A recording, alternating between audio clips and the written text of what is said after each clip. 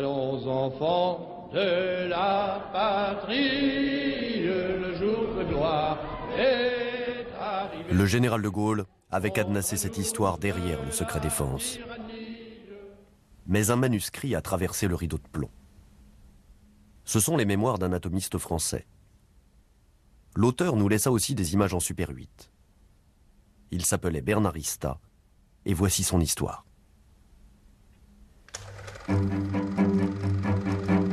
Son regard en coin est celui d'un cinéaste amateur.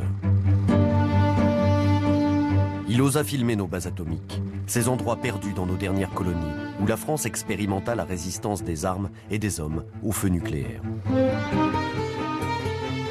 La censure était omniprésente, mais lui était au cœur du système. Simple technicien, il faisait partie des seigneurs de l'atome en raison de son appartenance au laboratoire de détection et de géophysique du commissariat d'énergie atomique. Son récit est plein d'enthousiasme, et ses images miment un film de Jacques Tati où le héros, délaissant l'exotisme, s'en irait retrouver sa bombe atomique. Il était fier de travailler à la grandeur de la France. Et comme il avait une âme de journaliste, il dressa la chronique de tout ça, au mépris de tous les dangers.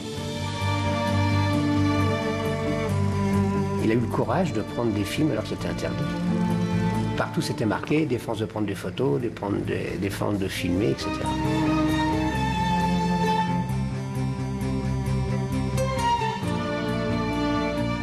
Pourquoi De Gaulle, sans demander l'avis de nos populations, après l'accession de l'Algérie à l'indépendance, il a décidé, il nous a imposé ces essais nucléaires.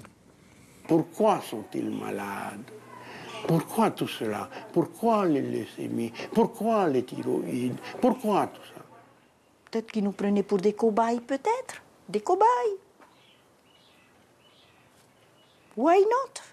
Nous avons été piégés par l'ignorance et par les milliards proposés par l'État français.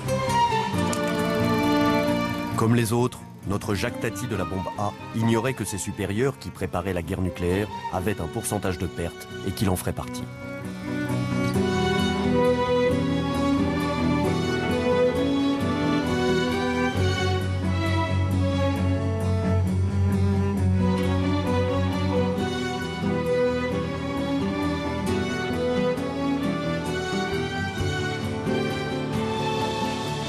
On démontrait par là que nos armes étaient capables de fonctionner, qu'on était capable de faire fonctionner des armes de destruction massive, des armes épouvantables, mais qui apportaient la paix. Et c'est ça le paradoxe.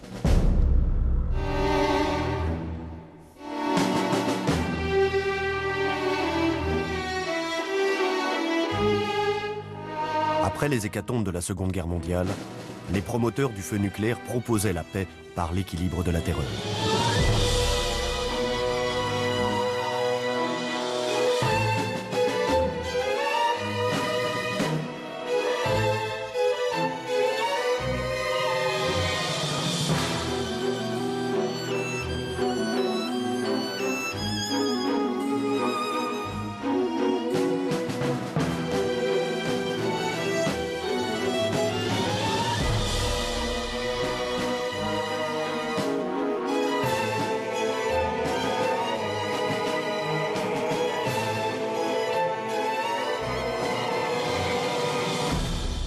Les essais nucléaires militaires étaient une répétition en miniature d'une guerre atomique réelle.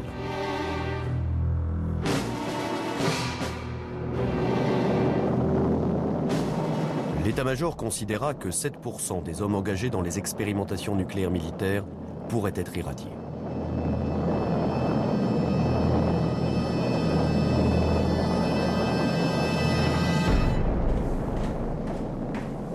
Danielle Ista est la veuve de Bernard. Elle a tout gardé, films, photos, carnets. Elle ouvre devant nous la malle du trésor documentaire constitué par son défunt mari. C'est tout ce que Bernard a accumulé d'enregistrements, de photos, de films. Il n'était jamais sans un appareil photo, sans une caméra. J'allais dire, il filmait tout ce qui bougeait, mais presque, quoi. Je crois que c'était à la fois, oui, une passion, Je crois que s'il avait pu en faire son métier, ça aurait été encore mieux pour lui. Photos interdites, films clandestins, récits intimes d'une histoire secrète, privilège exclusif qu'il savourait en famille le dimanche. Bernard installait ça en bas, dans la salle de séjour, et on visionnait des photos, des films. Première bobine, premières images. Le laboratoire.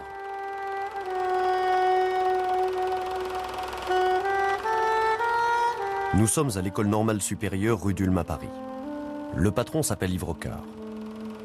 En 1955, Yves Rocard embauche Bernard Rista comme technicien.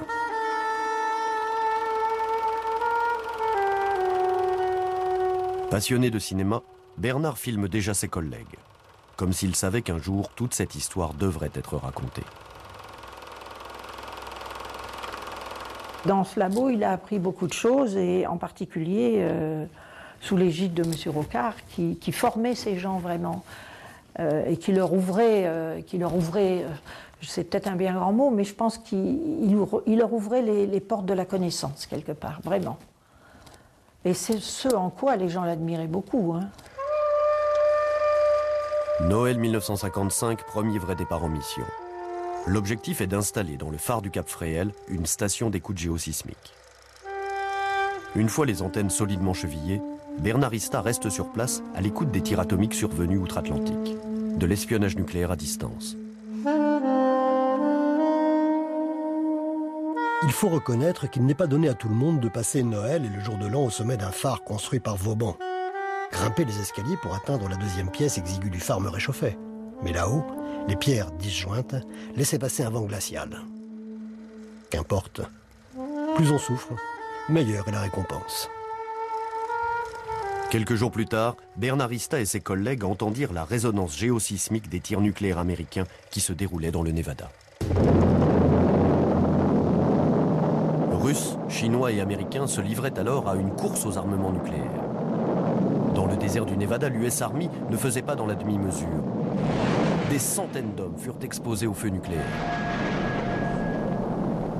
L'état-major leur disait que seul le flash était dangereux, les radiations résiduelles négligeables et les faibles doses inoffensives.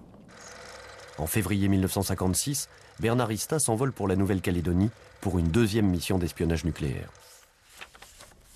À l'époque, tous les agents du commissariat à l'énergie atomique, techniciens compris, voyageaient en première classe, située à l'arrière de l'avion.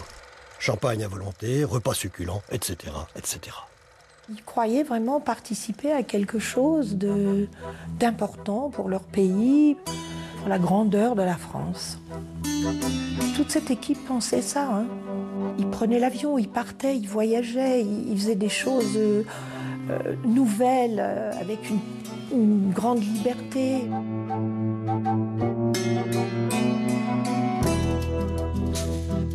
C'est quelque chose qu'il faut dire, parce qu'ils étaient fiers, hein, quelque part.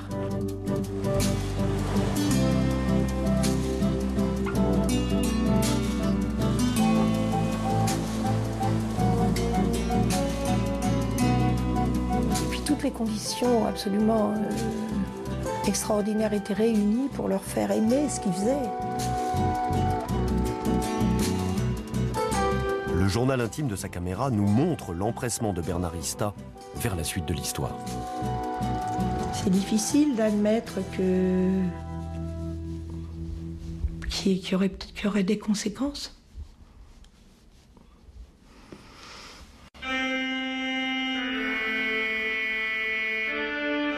Avant même d'avoir la bombe, le commissariat à l'énergie atomique tourne des films à la Stanley Kubrick comme celui-ci.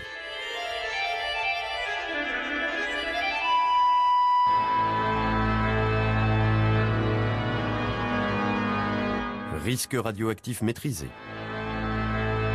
Gigantisme des installations pour la bombe.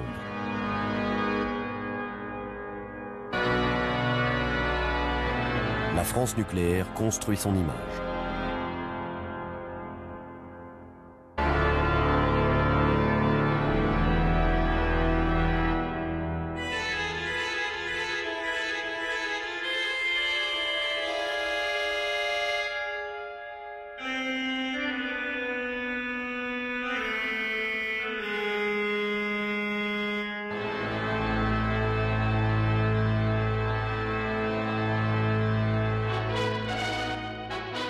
1958, retour du général de Gaulle au pouvoir. Il confirme le programme nucléaire militaire. Le voici en visite au centre nucléaire secret de Bruyères-le-Châtel, nom de code B3. Le général de Gaulle a un objectif, c'est rendre à la France sa grandeur. À partir du moment où on a une dissuasion nucléaire, c'est-à-dire la capacité, disait-il, d'arracher un bras à l'adversaire, alors on est crédible. Donc, il fallait absolument que, pour la grandeur de la France, on puisse réaliser les essais le plus vite possible, le mieux possible, avec la plus grande puissance possible. Et c'était donc une raison d'État qui passait avant tout. Et de nombreux ingénieurs, au-delà donc de leur qualité technique et de leur passion pour la technique, étaient convaincus par le général de Gaulle qu'en plus il remplissait une mission pour la France. Le général de Gaulle mobilise l'État colonial. La première bombe atomique française explosera dans le Sahara le 13 février 1960. Bernard Ista est sur place. À 6h25, forte émotion générale. Annonce de l'opération Gerboise Bleue pour 7h04. Le général Ayret dirige l'opération. 5, 4, 3, 2, 1, feu. Dans la cahute, j'aperçois le flash dans la rainure de la porte.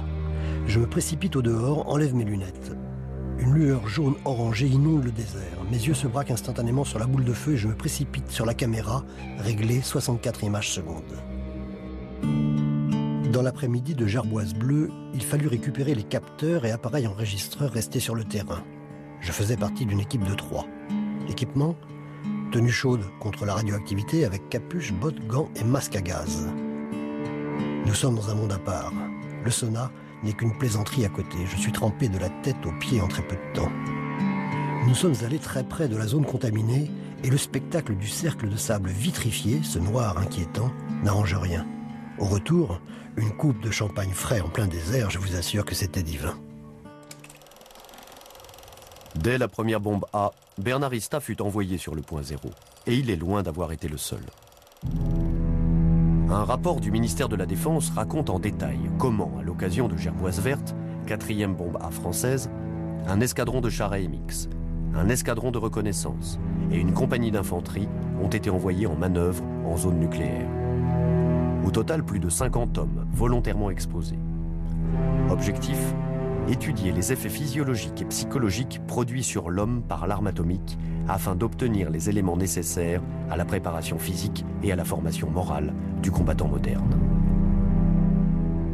L'État a sciemment menti sur la dangerosité des essais nucléaires et n'a pas pris des précautions qui auraient pu alerter sur le danger. À partir de 1964, la base atomique entreprend son déménagement. Les déchets nucléaires sont enfouis dans les sables. Les populations locales ne reçoivent ni suivi médical, ni indication quant à la marche à suivre en matière de risque nucléaire. Ils auraient même, nous dit-on, récupéré du matériel irradié. Les véhicules qui étaient enterrés, ils en sont servis pour essayer de se trouver des pièces, pour essayer de remettre en état des fois ces véhicules pour leurs propres besoins. Pour eux, c'était une manne d'essayer de trouver un petit peu de quoi améliorer leur ordinaire. L'Algérie fut-elle la répétition en miniature des essais qui se préparaient alors, avec comme théâtre la Polynésie française? En 1965, commence pour Bernard Ista le temps des aériennes.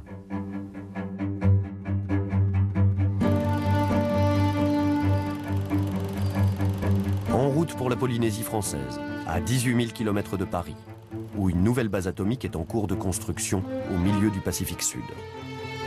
Bernard Ista s'envole pour des missions longue durée. Les missions allaient se succéder, de plus en plus longues. J'avais 2 enfants à l'époque. J'habitais Massy et je me voyais mal attendre 2 mois, 3 mois. La plus longue mission a été 4 mois.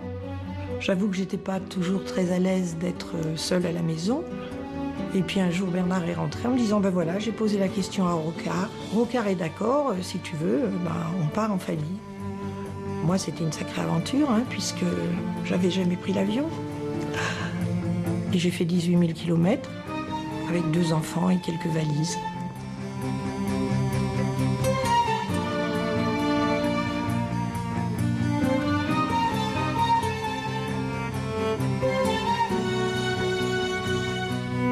Je me souviens qu'il y avait, à l'époque, nous atterrissions et il y avait des gens en bas qui nous attendaient avec des fleurs. Il y avait 2 guitaristes. J'avais Marie-Claude dans les bras. Et on m'a passé des colliers de fleurs et ça sentait, il y avait une odeur absolument extraordinaire.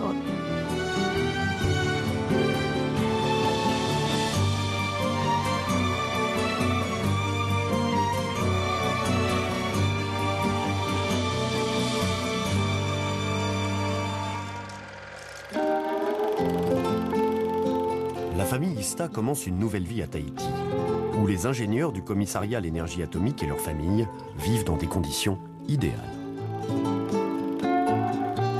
J'étais très jeune et je pense que ça a marqué toute ma vie.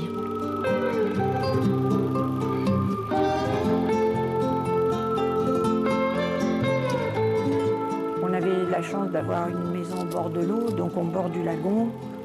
C'était un terrain de jeu infini pour les enfants. Et les enfants étaient absolument sans contrainte, se promenaient tout seuls, allaient se baigner. Bon, bien sûr, on les surveillait, mais c'était une vraie liberté, enfin une liberté un peu surveillée, mais une vraie liberté quand même. On vivait dehors, hein, c'était vraiment très très agréable. Hein. On avait des amis tahitiens qu'on recevait et mutuellement, et se recevoir, c'était pas un souci, c'était dans le jardin, les uns allaient à la pêche. Les autres faisaient cuire la viande, on faisait un four tahitien. On pouvait avoir 10 personnes, on pouvait en avoir 40 aussi, c'était jamais un problème.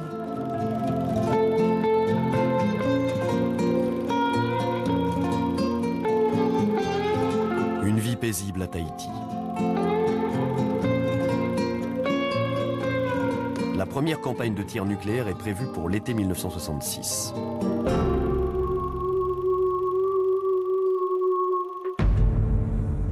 Et le chef de l'État colonial s'invite à Papeete.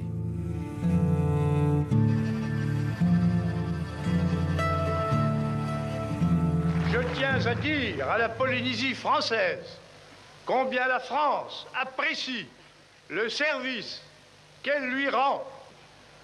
Votre avenir, il peut être magnifique. En fait de service rendu, il s'agissait plutôt d'une décision autoritaire.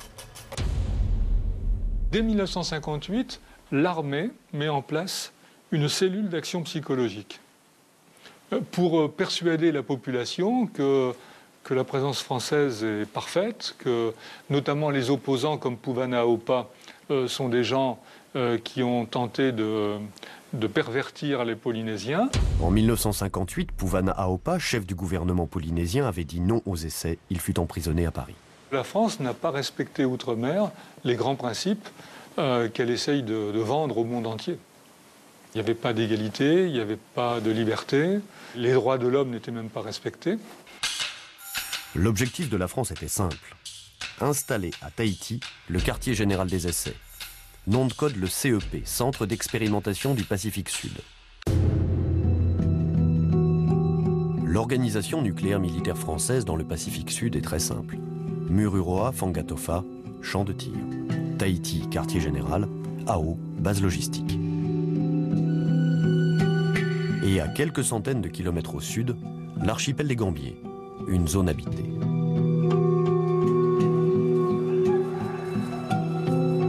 En 1966, Jacqueline Golas est institutrice sur l'île de Mangareva.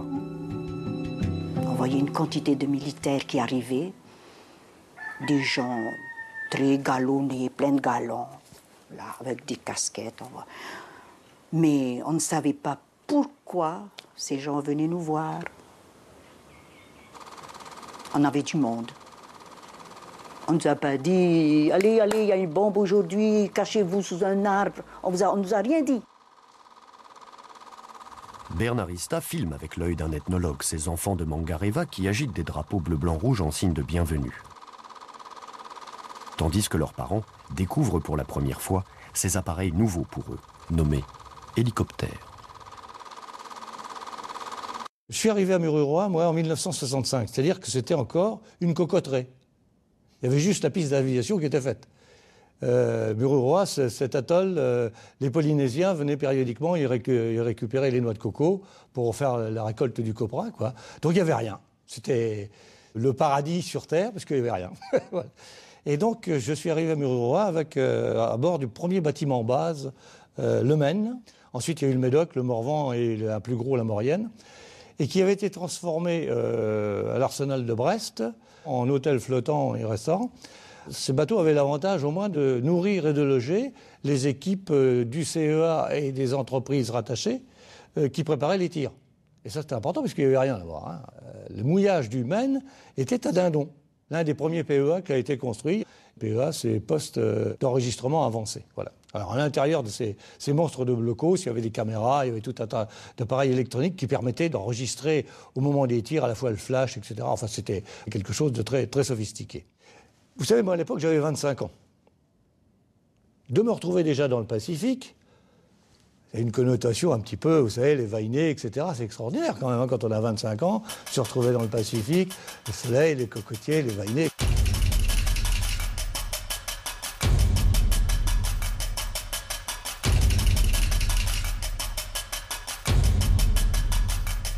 Et puis, à l'époque, on n'avait aucune raison de mettre en doute ce que nos supérieurs, tant militaires que civils, nous disaient. Voici le De Grasse, navire amiral de la flotte. Et les bateaux bases, une armada, son nom, la Force Alpha. Au début de l'été 66, des rumeurs circulent dans les îles au sujet d'une prochaine explosion atomique. On avait des petites choses qu'on nous disait, qu'on allait tirer, parce qu'ils étaient obligés, parce que ça faisait du bruit quand même. On montait sur le col de Natavake, alors on nous disait, la lueur était là-bas, regardez bien, regardez. Et en effet, il y avait une lueur verdâtre.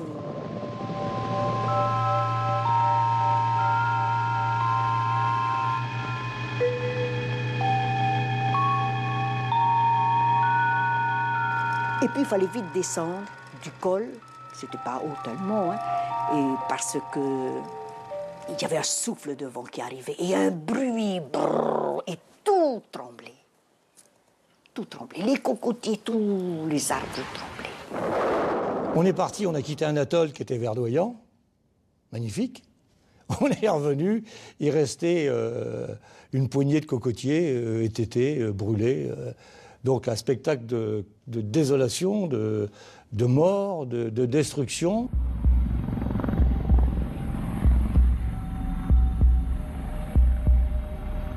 Quand on est rentré dans le lagon, les poissons sortaient avec le courant, sortaient par masse, quoi, détruits par le tir. Et donc c'était cet effet de désolation, ouais, qui effrayait en soi, parce qu'on sentait comme planer comme une espèce d'ombre de mort.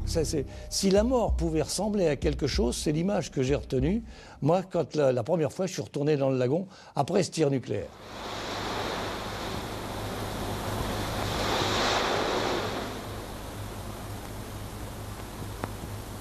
Aux abords du point zéro, des marins se font photographier avant et après le tir, sans aucune protection.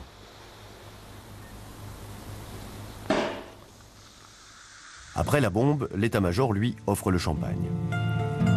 Tout semble s'être bien passé avec Aldébaran. Et le général de Gaulle s'annonce comme invité d'honneur sur l'île de Jacqueline. Il était sur Mururoa pour presser le bouton. Et ensuite, c'était prévu comme quoi qu'il allait venir dans la nuit à Rikitea et qu'on allait faire une grande fête. On a cherché qui avait un grand lit et le curé, comme c'était lui qui avait commandé mon king size, mon lit de 2 mètres sur 2 mètres, il a dit, oh, la directrice a un lit. Oh, je crois que le général peut dormir là-dedans. Et vers les 8 heures du soir, le village commençait déjà à être en fête, recevoir le général de Gaulle, avec notre fameuse Marseillaise qu'on chantait très bien d'ailleurs, à la mongarévienne. Hein.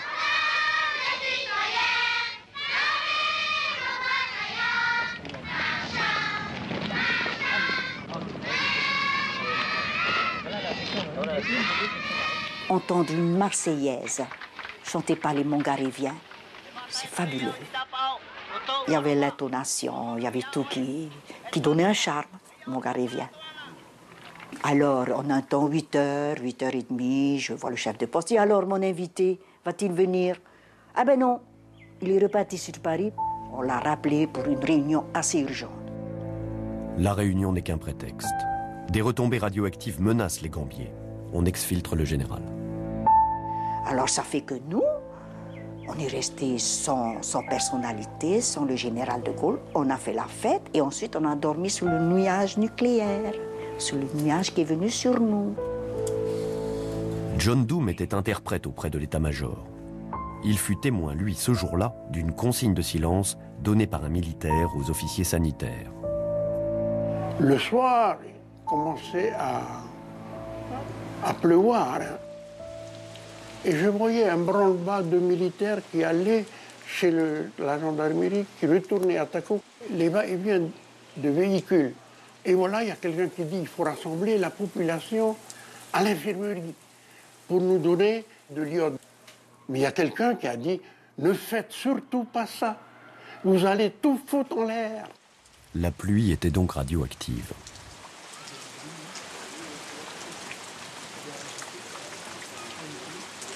Pourquoi qu'ils ne nous ont pas prévenus?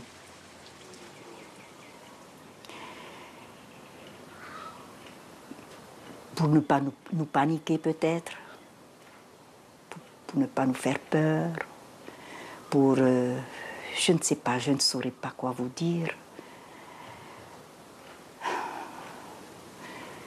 C'est ça que j'appelle le colonialisme nucléaire, c'est de ne rien dire et d'utiliser la population, pour cela, la population laborieuse. L'omerta mise en place par les autorités françaises avait-elle pour but de taire l'impact éventuel des retombées radioactives sur le génome des populations locales? Comme l'atteste ce rapport secret, pour les autorités françaises, une évacuation préventive de la population des Gambiers était exclue pour des motifs politiques et psychologiques. Ils savaient très bien qu'il y avait des enfants dans cette île. On leur a certainement dit qu'il y avait des enfants. Et s'il y a des enfants, il y a des instituteurs, des institutrices quand même. Il y a une école. Et pourquoi on ne nous a pas prévenus? Pourquoi nous, on ne nous a pas, je ne sais pas, fait quelque chose? Il y avait quand même 130 élèves. L'une des bobines de Bernardista nous montre qu'il fut de passage sur l'île de Jacqueline peu de temps après. Il s'intéresse lui aussi aux enfants, sans savoir que l'institutrice tenait au même moment la comptabilité de ceux qui tombent malades. Les enfants, ils avaient la diarrhée. Il y avait certains qui perdaient leurs cheveux. Et ils étaient malades. Ils vomissaient. Il y avait certains qui vomissaient. Mais on ne faisait pas cas. Mais comme j'avais un cahier de dispensaire, je voyais à peu près ce qui se passait. Parce que tout était écrit dans mon cahier de dispensaire. Un tel vomissait, un tel avait la diarrhée. Il y avait des bébés, je crois, qui sont morts. Des bébés qui sont morts de diarrhée. Autrement, il y en avait beaucoup de gens qui ont été secoués quand même.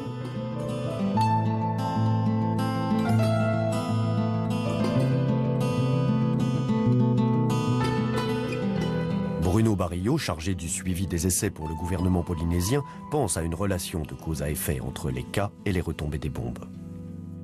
Les réunions préparatoires aux essais nucléaires, où il y avait tous les grands pontes du CEA, du ministère de la Défense, on disait les choses très clairement. Vous savez que cette population est génétiquement fragile, hein, donc faites attention qu'il n'y ait pas de retombées.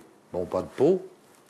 Premier essai, 2 juillet 66, une retombée quasiment de Tchernobyl à Mangareva. Tout le monde le savait, ça. En effet, dans ce document classé secret de l'état-major, on rappelle les caractéristiques génétiques de la population des archipels et le risque d'impact des retombées radioactives sur leur génome humain.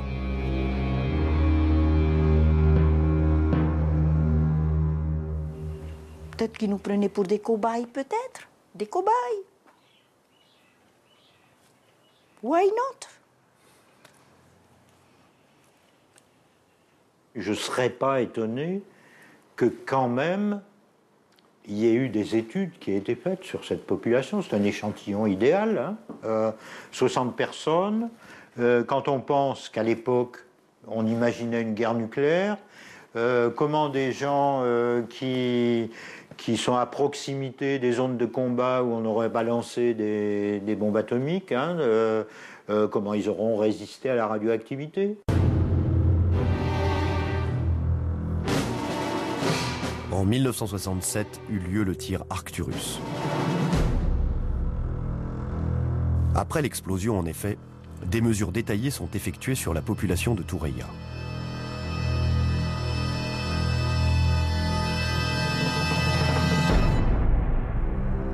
Pour calculer la dose radioactive reçue par les humains vivant sur place, les scientifiques procèdent à une étude détaillée de l'alimentation des 58 habitants, dont 15 enfants. Bilan de la dose thyroïde des petits, 37,4 millisieverts et 24,6 pour les adultes. Aujourd'hui, on estime que 20 millisieverts constitue une dose dangereuse. Ce navire s'appelait la Coquille, un laboratoire flottant. À l'époque, la Coquille sillonnait après chaque tir les zones de retombées radioactives et effectuait des prélèvements. Ce film de propagande explique clairement l'enjeu de ces mesures. Tout est mis en œuvre pour faire taire les sceptiques de tout poil en matière de sécurité radiologique. Les gens qui ont mis en place le SMSR, que j'ai rencontrés, qui sont des vrais radiobiologistes, savent parfaitement que la nature est vivante, il y a des organismes qui vont se mettre en route, qui vont transmettre la contamination et surtout la garder.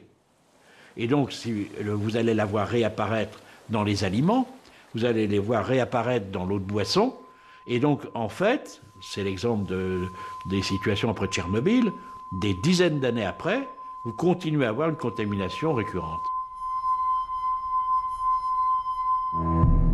Sous le sceau du secret, le médecin-chef de la Coquille estime que bien que la population polynésienne soit insouciante et ne manifeste aucune curiosité pour les tirs, il sera peut-être nécessaire de minimiser les chiffres réels de la contamination afin que les Polynésiens ne se doutent pas qu'on leur a caché quelque chose dès le premier tir.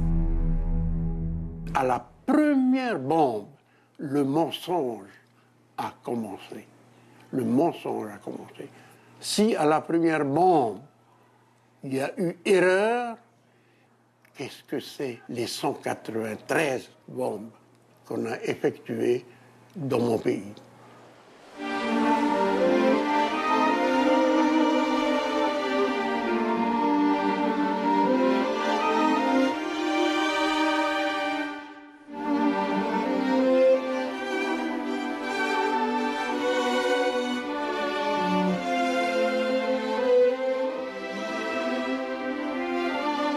Bernard Rista, lui, se passionne pour la société polynésienne.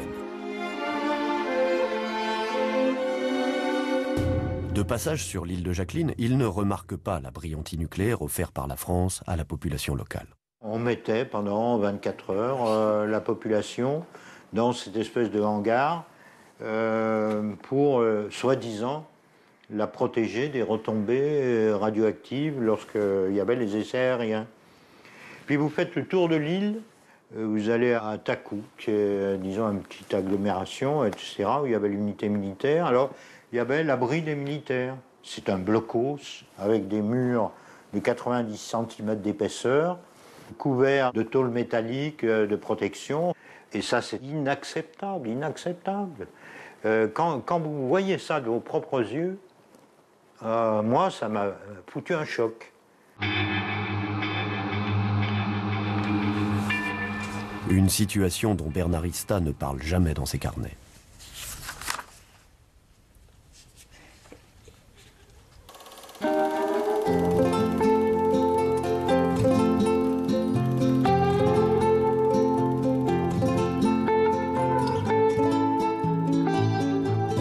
Ça, c'est l'atoll de Tureia, où ils sont restés quand même 6 ou 7 semaines, je crois, mais voire un peu plus, où il allait régulièrement d'ailleurs, avant, pendant et après les tirs. Mais il était toujours avec des Tahitiens parce que bon, le seul connaissait bien le territoire. Et sur certains atolls, le fait d'avoir un Tahitien qui parlait tahitien, ça facilitait les contacts.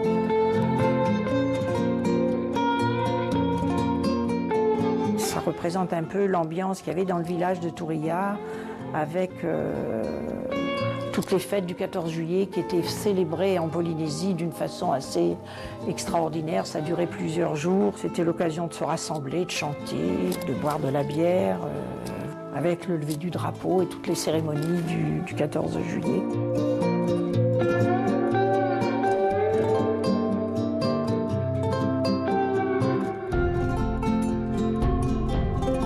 Le patron m'avait confié la détection optique du plus puissant tir nucléaire français, l'opération Canopus.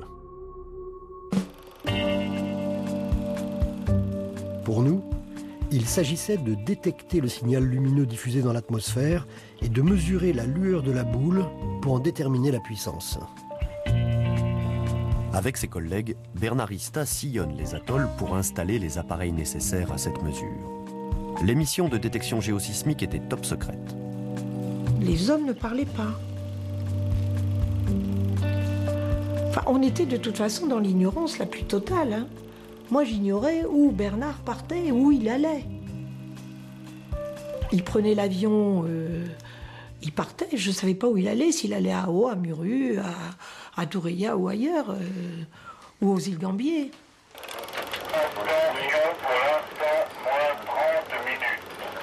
Nous sommes à la veille de la première expérience thermonucléaire française et Bernard Ista est sur l'un des navires de la Force Alpha.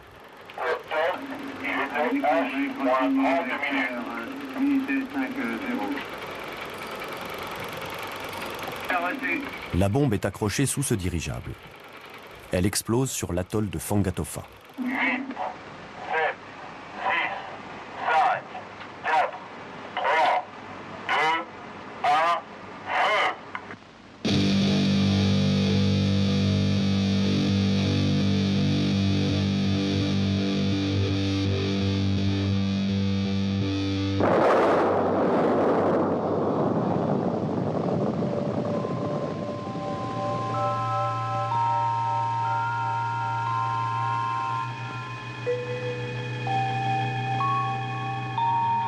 Ces photos ont été prises clandestinement à Fangatofa au début des années 1980. Sur cet atoll ont eu lieu les plus puissantes explosions thermonucléaires françaises. Aujourd'hui, Fangatofa ressemble à une décharge nucléaire à l'air libre. Selon nos informations, des légionnaires et des civils ont été cantonnés ici au début des années 1980 pendant plusieurs mois pour le forage des puits des tirs souterrains. Cette pancarte indique-t-elle, mais sans le dire, que seule la route ne serait pas contaminée?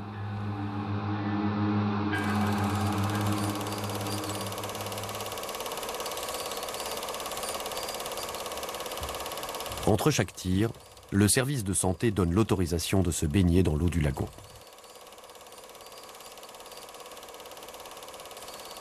On apprendra plus tard que de la radioactivité s'infiltrait jusque dans les toilettes des bateaux bases.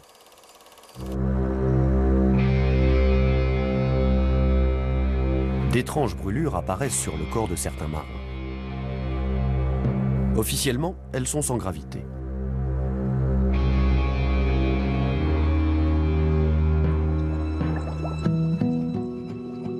Parmi les plongeurs tahitiens employés à Mururoa, Rémi Matarere, collègue et ami de Bernard Ista.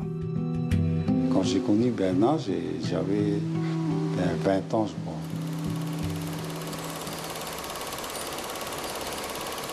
J'avais un petit bateau, quand Bernard il aime bien plonger, la pêche, tout ça. À chaque fois que j'y vais à la pêche, je vais chercher Bernard. Et Bernard, il assistait aussi quand je faisais le concours de pêche, la chasse sous-marine. On va à Montréal, tout ça. Et après, ça a grandi notre amitié. Aujourd'hui encore, la famille Ista et la famille Matarere sont très liées. Rémi faisait partie d'une équipe de plongeurs affectés à la pose de câbles dans le lagon de Mururoa. Mais Bernard me dit, t'inquiète pas, c'est protégé. Et à chaque fois qu'on va plonger, après la plongée, on passe dans des appareils, tout ça, pour voir. Ben, tu sors dehors, ben, il dit c'est bon. C'est comme ça qu'on travaille là-bas. Et il nous donne des trucs, comment on dit, dosimètres. À chaque fois qu'on va travailler, on met toujours ces trucs sur nous. Et est-ce que vous avez eu les résultats de votre dosimétrie à vous? Ouais, je sais pas. Non, ils ne nous disent pas, moi. Ben, ils nous disent c'est bon. T'as rien. Ben nous, ben, on croit, quoi.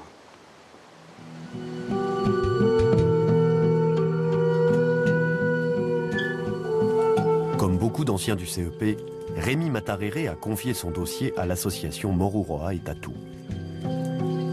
Quand on examine le dossier, nous avons l'impression des fois qu'il y a des pages qui manquent. Il y a des dates où il a travaillé là-bas, mais il n'a pas de dosimétrie. Et puis, les résultats de dosimétrie sont presque nuls. Donc, on se pose des questions. Est-ce que le dosimètre qu'il portait, c'est juste pour la forme? Pour quasiment la totalité des dossiers que nous avons demandés, la dosimétrie est nulle. On peut se poser des questions. Et vous avez des collègues tahitiens qui ont eu des problèmes de santé à cause du travail sur les bombes? Tous morts. Ils sont tous morts. Il n'y a que les pièces. Vous êtes le seul survivant de toute l'équipe de plongeurs avec laquelle vous travaillez. Et vous étiez combien de plongeurs tahitiens? Il y en a beaucoup. Une vingtaine, ouais. Ils sont tous morts. Ouais. Il y en a un, je connais, c'est une famille pour moi, c'est grave. Il a eu un cancer de la gorge. Et il y en a un aussi, il y en a, tout le monde, quand ils ont passé, c'est des cancers. Quoi. Des fois, moi, je m'inquiète un peu. Enfin, j'ai peur. Quoi. Quand est-ce que ça va m'arriver? J'ai les chiffres de 2008, on en est à 460 nouveaux cas de cancer qui se déclarent par an. On en est à 15 fois le taux de l'OMS au niveau mondial, ici, en Polynésie. 15 fois plus. Les essais nucléaires militaires français auraient-ils provoqué une hécatombe en Polynésie? De fait, les populations locales ont été employées pour les basses œuvres. En contrepartie, ils percevaient un salaire mirobolant. Le mari de Chantal en a bien profité. Il était docker, alors son salaire ici, c'était vraiment bas. Lorsqu'il allait à Moruroa pour une semaine, il avait un salaire de 2 mois ou de 3 mois. C'était doublé, triplé. Alors imaginez-vous qu'il va à Moruroa pour une semaine et il revient avec une paye pour 2 mois. C'est la paye de 2 mois. Hein. Ah oui, ils étaient bien payés. Hein. Plus ils avaient les primes d'ancienneté. Le docker avait beaucoup d'avantages dans leur contrat de travail. On raconte qu'il ramassait les déchets nucléaires à Mururoa.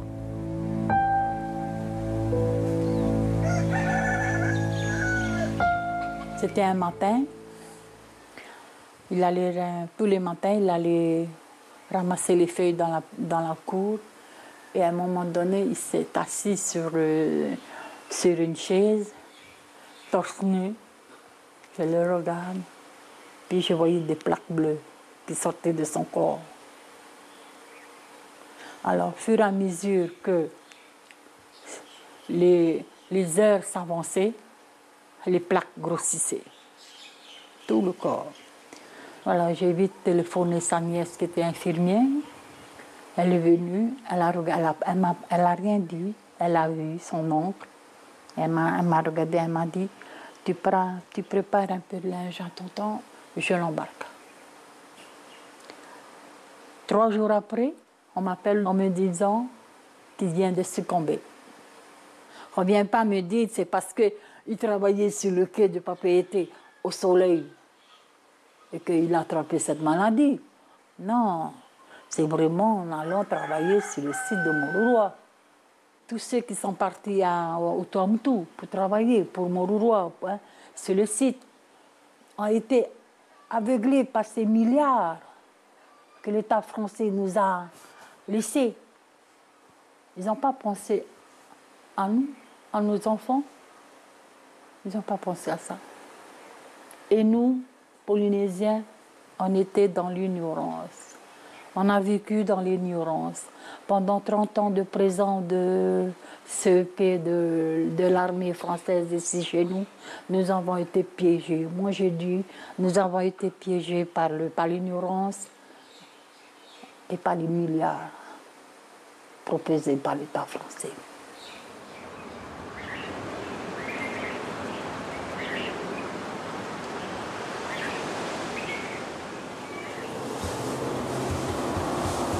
Aujourd'hui, à l'hôpital de Papeete, des cas de malformation génétique apparaissent sur des enfants. Il y a eu 2 petites filles dont on s'est rendu compte, après quelques mois d'observation et de prise en charge, qu'elles présentaient une forme atypique de retard mental. Et en étudiant leur histoire personnelle, on s'est rendu compte donc, que leurs 2 grands-pères avaient travaillé au centre des essais nucléaires, donc à Mururoa, a priori avec des emplois possiblement contaminants. Les anomalies des chromosomes, donc en l'occurrence les spermatozoïdes des grands-parents, peuvent se transmettre de génération à l'autre. Ce sont des troubles qui peuvent être en relation avec des irradiations. Là, j'ai les études anglaises de Sue Rabitroff. Effectivement, c'était ce qu'on leur disait. On leur disait par rapport à la fertilité, on nous a dit à l'époque que les effets ultérieurs sur les générations futures étaient inconnus, mais qu'il pourrait y avoir des problèmes et des malformations à la naissance pour petits-enfants. Ça, je n'ai pas connaissance que l'armée française l'ait dit. On nous a dit de ne pas chercher à avoir d'enfants pendant au moins 1 an après notre départ. On le savait.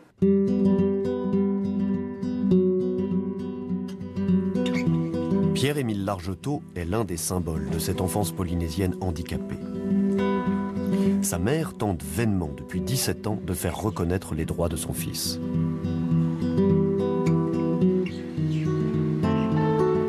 L'histoire de Pierre-Émile, c'est que son père travaille à Mururoa et il ramassait les détritus dont il est chauffeur. Et pendant les essais nucléaires, il ramassait à main nue les poissons morts sur la plage. Sans protection, sans rien du tout. La peau qui s'enlevait à chaque fois quand il se grattait, on pouvait tirer la peau, ben ça s'arrachait tout seul. Il se grattait, il ne savait pas ce qu'il avait et tout. Ce que j'ai envie de dire aux personnes qui continuent à nier que le nucléaire est dangereux, j'ai envie de leur dire d'arrêter. Parce que les secrets tombent avec le temps. Et tôt ou tard, on saura la vérité. Et qu'ils arrêtent de mentir à chaque fois. Si ce n'était pas dangereux, ils ne seront jamais en combinaison. Qu'est-ce qu'on a fait? Comment on a traité ces gens-là? Ça m'a... disons, dans sa tête, on se dit...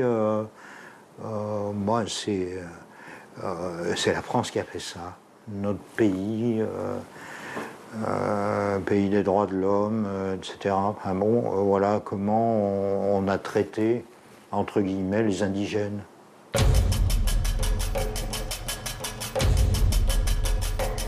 La France a une dette énorme vis-à-vis de notre peuple, de notre pays. Peut-être que pour la plupart des Français, De Gaulle, c'est un grand chef. Pour nous, c'est un criminel. Pourquoi avoir profité de l'ignorance, de la petitesse d'un peuple pour nous imposer ça? Et pendant plusieurs décennies, refuser de reconnaître qu'il y a eu contamination.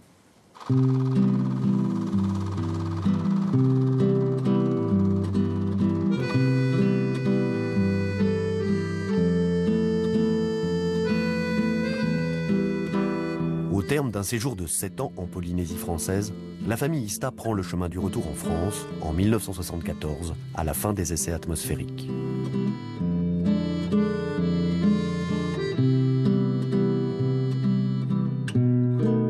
On rentrait, quoi, hein, mission terminée. Mon mari allait travailler alors en France et puis nous rentrions à la maison.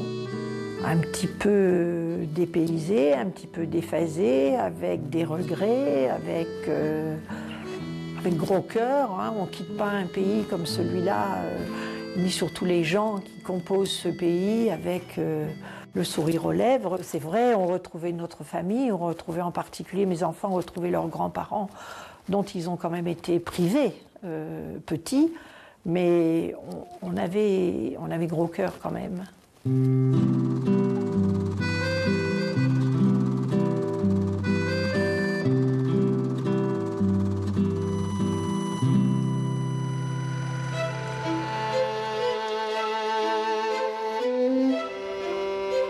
Au cours des 10 années suivantes, Bernard Ista fit plusieurs missions ponctuelles en Polynésie où il rêvait de finir sa vie. Il filma lui-même le dernier tir atmosphérique français, nom de code Verseau, à travers le hublot de ce Mystère 20 où il s'était embarqué. Il fit un infarctus en 1981. 10 ans plus tard, son médecin de famille lui apprend qu'il est atteint d'un cancer du cavum, une maladie rarissime, probablement due à l'inhalation de poussières toxiques. Bernard Ista décéda en 1998 au terme de 7 ans d'agonie.